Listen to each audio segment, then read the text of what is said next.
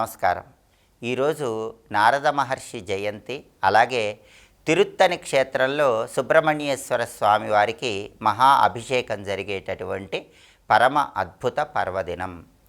శ్రీమన్నారాయణమూర్తి అనేక రకాలుగా భూమి మీద ఆవిర్భవించినప్పుడు నారద మహర్షి రూపంలో శ్రీమన్నారాయణమూర్తి ఆవిర్భవించి నారద భక్తి సూత్రాలు అనే పేరుతో భక్తి మార్గాన్ని ప్రపంచానికి చాటి చెప్పాడని భాగవతం మనకు తెలియజేస్తోంది. అంటే నారద మహర్షి సాక్షాత్తు శ్రీ మహావిష్ణువు అంశాస్వరూపము.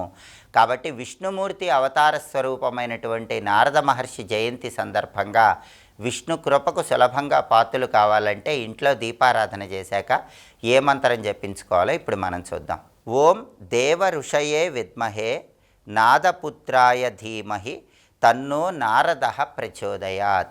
దీన్ని నారద గాయత్రి మంత్రం అనే పేరుతో పిలుస్తారు. నారద మహర్షి జయంతి సందర్భంగా ఈ నారద గాయత్రి మంత్రాన్ని ఇంట్లో దీపారాధన చేశాక ఇంటి యజమాని 21 సార్లు పఠించినట్లయితే నారద మహర్షి విష్ణుమూర్తి అవతార స్వరూపం కాబట్టి విష్ణుమూర్తి అనుగ్రహం కలుగుతుంది. అలాగే నారదుడి అనుగ్రహం వల్ల సంగీత రంగంలో, నాట్య రంగంలో, అలాగే కవిత్వంలో విశేషమైనటువంటి పురోభివృద్ధిని సాధించవచ్చు. అలాగే ఈరోజుకి ఇంకొక ప్రత్యేకత ఏంటంటే తిరుత్తని క్షేత్రంలో సుబ్రహ్మణ్యేశ్వర స్వామి వారికి మహా అద్భుతమైనటువంటి అభిషేకాన్ని నిర్వహిస్తారు. తమిళనాడులో సుబ్రహ్మణ్యేశ్వర స్వామి వారికి సంబంధించిన 6 ప్రసిద్ధ పుణ్యక్షేత్రాలలో తిరుత్తని క్షేత్రానికి అద్భుతమైన ప్రాధాన్యత చెప్పడం జరిగింది. ఈ తిరుత్తని క్షేత్రానికి అంతటి ప్రాధాన్యత రావటానికి ఉన్న కారణాన్ని మనం పరిశీలించినట్లయితే త్రిమూర్తులు సైతం తిరుత్తని క్షేత్రంలో సుబ్రహ్మణ్యేశ్వర స్వామిని దర్శనం చేసుకున్నారు. బ్రహ్మదేవుడు జీవులను సృష్టించేటప్పుడు అనేక రకాలైనటువంటి విఘ్నాలు వస్తూ ఉంటే తిరుత్తని క్షేత్రానికి వచ్చి సుబ్రహ్మణ్యేశ్వర స్వామిని దర్శనం చేసుకున్నాక ఆ విఘ్నాలన్నీ తొలగింపజేసుకొని బ్రహ్మదేవుడు జీవులను సృష్టించటం సమర్థవంతంగా నిర్వహించాడు.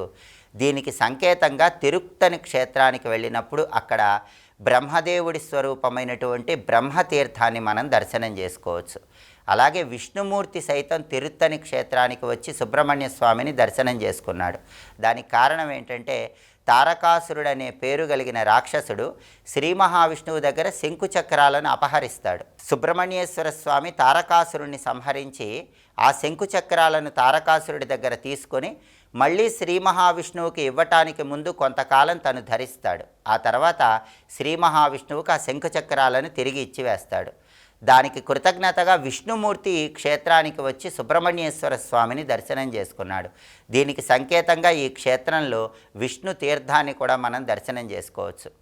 తండ్రి అయినటువంటి పరమేశ్వరుడు కూడా తిరుత్తని క్షేత్రానికి వచ్చి సుబ్రహ్మణ్య స్వామిని దర్శనం చేసుకున్నాడు. ఒకసారి పరమేశ్వరుడు పంచాక్షరి మంత్రంలో ఉన్న అర్థాన్ని మర్చిపోతే స్వయంగా సుబ్రహ్మణ్య స్వామి పంచాక్షరి మంత్రంలో ఉన్న పరమార్థాన్ని పరమేశ్వరుడికి వివరిస్తాడు. అప్పుడు పరమేశ్వరుడు ఆనందంతో పెద్దగా అట్టహాసం చేస్తాడు. పరమేశ్వరుడు అలా అట్టహాసం చేశాడనటానికి సంకేతంగా తిరుత్తని క్షేత్రంలో వీరాట్టహాస ఈశ్వరాలయాన్ని మనం దర్శనం చేసుకోవచ్చు. శివుడు కూడా ఈ క్షేత్రానికి వచ్చి సుబ్రహ్మణ్య స్వామిని దర్శనం చేసుకున్నాడు. అలాగే దేవేంద్రుడైతే ప్రత్యేకంగా ఈ తిరుత్తని క్షేత్రంలో ఒక వనాన్ని ఏర్పాటు చేశాడు. ఆ వనంలో ఒక పూల మొక్క ఉంటుంది. ఆ పూల మొక్క ప్రతిరోజు 3 పువ్వులు పూచేలాగా వస్తూ ఉంటుంది. ఇప్పటికీ తిరుత్తని క్షేత్రంలో దేవేంద్రుడు ఏర్పాటు చేసిన వనంలో ఉన్న ఆ పూల మొక్కకు పూచే 3 పువ్వులతోనే సుబ్రహ్మణ్యేశ్వర స్వామి వారి పూజ ప్రారంభిస్తారు. తారకాసురుడనే రాక్షసుడు దేవేంద్రుడి దగ్గర శంఖునిధి, పద్మనిధి ఇలా అనేక నిధులను, కామధేనువును, కల్పవృక్షాన్ని అపహరించినప్పుడు సుబ్రహ్మణ్య స్వామి తారకాసురుణ్ణి సంహరించి దేవేంద్రుడికి అవన్నీ తిరిగి అందేలాగా చేస్తాడు. దానికి కృతజ్ఞతగా ఇలా దేవేంద్రుడు ఇక్కడికి వచ్చి తిరుత్తని క్షేత్రంలో సుబ్రహ్మణ్య స్వామిని దర్శనం చేసుకొని వనం ఏర్పాటు చేసి పూల మొక్క ఏర్పాటు చేసి ఆ పూలతో సుబ్రహ్మణ్య స్వామిని పూజించాడు. నందీశ్వరుడు కూడా ఈ క్షేత్రంలో సుబ్రహ్మణ్య స్వామిని దర్శనం చేసుకున్నాడు. నందీశ్వరుడు ఈ క్షేత్రం దగ్గర ఒక వాగు ఉంటే ఆ వాగు దగ్గర కూర్చొని సుబ్రహ్మణ్య మంత్రం జపించాడు. పక్కనే ఒక గుహ ఉంటే ఆ గుహలో కూర్చొని సుబ్రహ్మణ్య నామస్మరణ చేశాడు. ఆ వాగులో స్నానం చేసి గుహలో సుబ్రహ్మణ్య మంత్రం చెప్పాడు. కాబట్టి తిరుత్తని క్షేత్రానికి వెళ్ళినప్పుడు ఆ నంది వాగును, నంది గుహను మనం దర్శనం చేసుకోవచ్చు. వాసుకి సర్పం కూడా శరీరం మొత్తం గాయాలైతే ఆ గాయాలు పోగొట్టుకోవటానికి తిరుత్తని క్షేత్రానికి వచ్చి సుబ్రహ్మణ్యేశ్వర స్వామిని ప్రార్థించింది. దీనికి సంకేతంగా ఈ క్షేత్రంలో వాసుకి తీర్థాన్ని దర్శనం చేసుకోవచ్చు. ఆదిశేషుడు కూడా స్వామిని ధ్యానం చేశాడు, ఆదిశేషు తీర్థాన్ని దర్శనం చేసుకోవచ్చు. అంటే ఎంతోమంది దేవతలందరూ కూడా దర్శించుకొని సుబ్రహ్మణ్య స్వామి అనుగ్రహాన్ని పొందిన క్షేత్రం తిరుత్తని క్షేత్రం. తిరుత్తని క్షేత్రంలో స్వామివారి వక్షస్థలం మీద గుండ్రటి పల్లపు ప్రదేశం ఉంటుంది. విష్ణుమూర్తి శంఖుచక్రాలను స్వామి ధరించటం వల్ల ఆ శంఖుచక్రాలు ఆయన వక్షస్థలం మీద ఒరిపిడిని కలిగించటం వల్ల గుండ్రటి పల్లపు ప్రదేశం ఏర్పడుతుంది. దాని మీద స్వామివారికి ఒక ప్రత్యేకమైనటువంటి చందనపు పూతను పూస్తారు. ఆ చందనాన్ని తీయటానికి ఇప్పటికీ ఆలయ ప్రాంగణంలో ఒక పెద్ద బండరాయి ఉంటుంది. ఎంత చందనం తీసినప్పటికీ ఇప్పటికీ ఆ బండరాయి నుంచి అలా చందనం తీస్తూనే స్వామివారి విగ్రహానికి అలంకరణ చేస్తున్నారు. ఆ చందనాన్ని భక్తులు స్వీకరిస్తే సర్వరోగాలు తొలగిపోతాయని స్థల పురాణం మనకు తెలియజేస్తోంది. అంతటి శక్తివంతమైనటువంటి తిరుత్తని క్షేత్రంలో సుబ్రహ్మణ్యేశ్వర స్వామి వారికి మహాభిషేకం జరిగే రోజు కాబట్టి సుబ్రహ్మణ్య స్వామి సంపూర్ణమైన అనుగ్రహం కలగటానికి ఒక ప్రత్యేకమైన మంత్రాన్ని ఇంట్లో దీపారాధన చేశాక ఇంటి యజమాని 21 సార్లు పఠించాలి.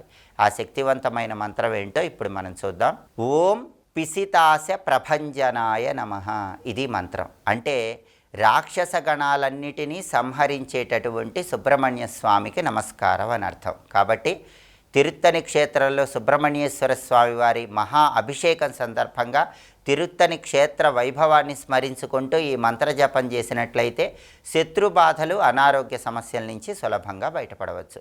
నారద జయంతి, తిరుత్తని సుబ్రహ్మణ్య మహాభిషేకం. ఈ సందర్భంగా ఏ మంత్రాలు పఠిస్తే సమస్త శుభ ఫలితాలు చేకూరుతాయో ఇంకొకసారి చూద్దామా మరి. నారద జయంతి సందర్భంగా ఓం దేవఋషయే విద్మహే నాదపుత్రాయ ధీమహి తన్నో నారద ప్రచోదయాత్. ఈ నారద గాయత్రి మంత్రాన్ని జపించాలి. అలాగే ఓం పిసితాశ ప్రభంజనాయ నమః అనే సుబ్రహ్మణ్య మంత్రాన్ని జపించాలి. మంత్రజపం చేయండి. విష్ణు అవతార స్వరూపమైనటువంటి నారద మహర్షి అనుగ్రహానికి, తిరుత్తని క్షేత్రంలో ఉన్న సుబ్రహ్మణ్య స్వామి అనుగ్రహానికి ప్రతి ఒక్కరూ సులభంగా పాత్రులు కండి. స్వస్తి.